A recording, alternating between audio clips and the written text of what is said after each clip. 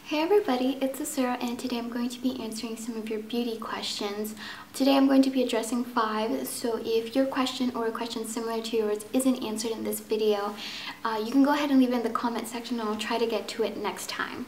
The first one comes from TallChick94 who asks, I really love wearing bold makeup colors. However, I have really pale skin, so whenever I put them on, I either look like a clown, vampire, or like I got into a bar fight. Any suggestions? Okay, so one thing that I can recommend is sticking to one feature of your face to emphasize with the bold colors. So you could choose either like your lips or your eyes or your cheeks, and try not to use them all at once because that's when it tends to look really clownish. Also, you might want to try determining what kind of skin type you have, skin tone, whether you're cool or warm. And supposedly one method is to use your veins. If they're blue, then you're cool, or if you're green, then you're warm. But it's really hard to determine. I don't like using that. So what I like to do is you could use either eyeshadow or jewelry, gold and silver, put them both on and determine which one makes your skin look the best. For me, I like the gold looks better on me. Silver just kind of drains the color, but on some color, silver adds life and looks really good. So if that's the case, if you look good with silver, then that you're cool toned. But if it's gold, then you are warm toned. So, if you're cool, obviously stick to cooler tones and that will look better as well. Next question comes from Skyrider323 who asks, I have dark circles under my eyes that won't go away no matter how much I sleep. Is there any way to get rid of them, or how's the best way to cover them up?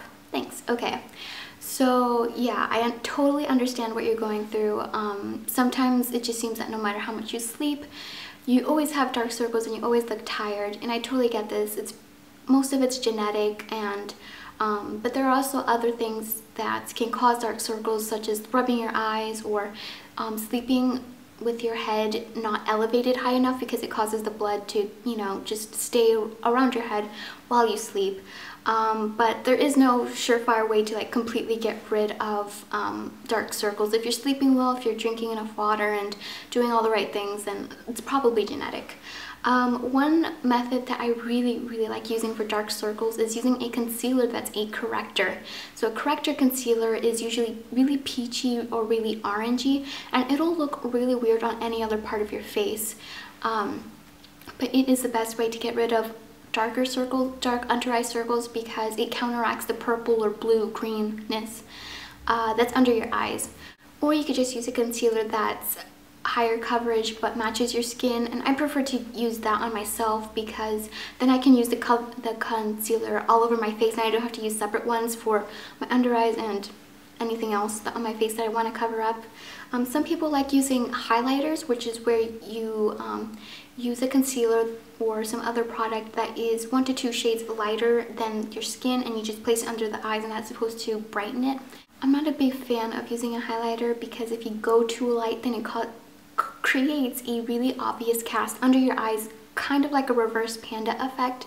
So that's not much better than having dark under eye circles. But I think if you don't go too light, maybe just like 1 shade lighter than your skin, that should also work as well. So you could use a corrector, just a plain skin toned concealer, or a highlighter to help with the under eye circles. The third question comes from Ring14 Sister who asks, what does one do when one's skin is breaking out? Also, what to do when one gets sunburned?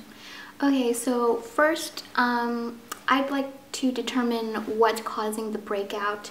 And first off, try not to worry too much about breakout, because stress can cause further flare-ups and that sort of thing. But if you can, try to pinpoint what has caused the breakout, whether it's your pillowcase or your diet, or not washing your phone enough. The screen, don't dip it in water.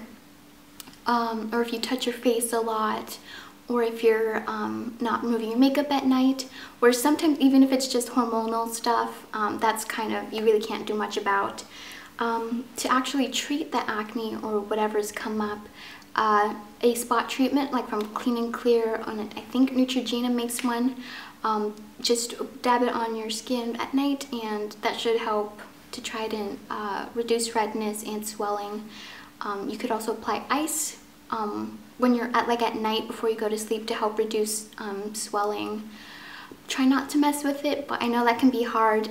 And a lot of people say that messing with your skin can cause scarring. That isn't always the case.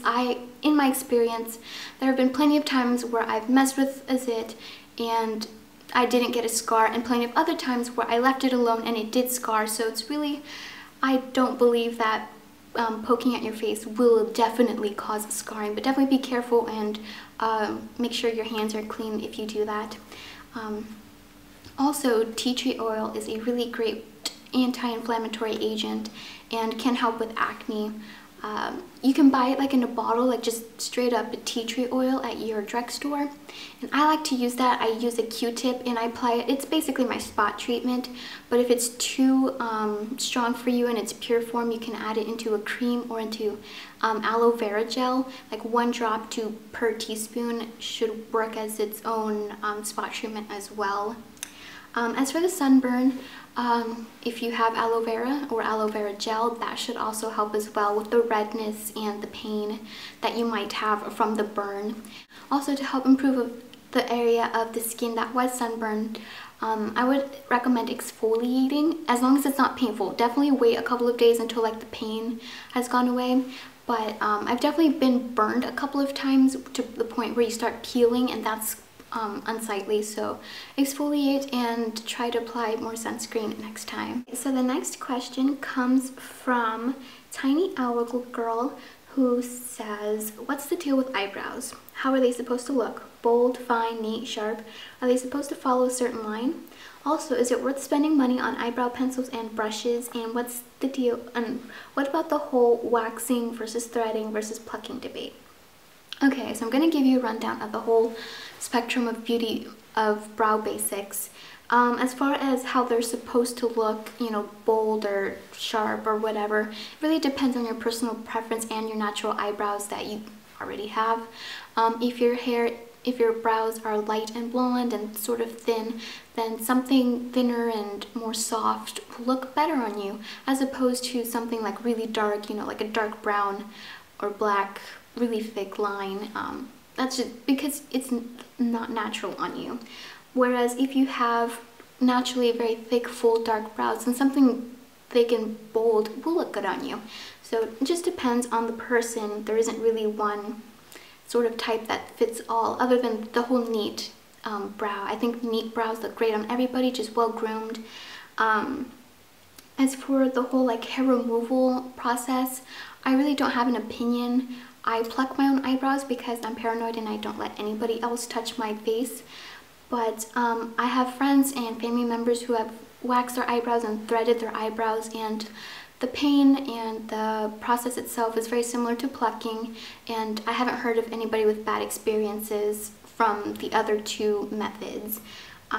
If you do want to pluck your eyebrows or do your eyebrows yourself and you kind of don't know exactly how your brow should be, a good general rule of thumb is you can use your natural features. You know, you go around the side of your nose up to the corner of your eye and you take that line up, and that's about where your brow should start generally. And then you take that same line from your nose through your pupil, and that's about where your arch should be, if you could see my brows here. Okay, here. And then you could take it from the corner of your nose to the corner of your eye, and that's about where your eye should be. Your eyebrow should end. So yeah, so if you want to do it yourself, that's a general guideline that you can use. Some people have more naturally arched brows, some people have more straight cross brows. Just go ahead and work with whatever kind that you have. And as far as spending money on eyebrow pencils and brushes, I don't think it's quite necessary if your brows are already fine. If you deal with like a lot of sparseness or areas in your brow where one is thicker than the other or something like that, then you could go out and get an eyebrow pencil. My favorite method for filling in the brows is powder. If you already have like a tan or a taupe or a brown eyeshadow that doesn't have any shimmer in it, you can go ahead and use that for your brows as well. So the last question comes from sbrown31099, who asks, I went to Target the other day and realized that I needed some translucent face powder, so I bought some e.l.f. brand stuff and was wondering if it was worth going cheaper or should just stick with the expensive stuff. And I think it's definitely okay to buy e.l.f. brand anything really. Translucent face powder really is just cornstarch, and the main concept is to set your makeup and keep you from looking too shiny.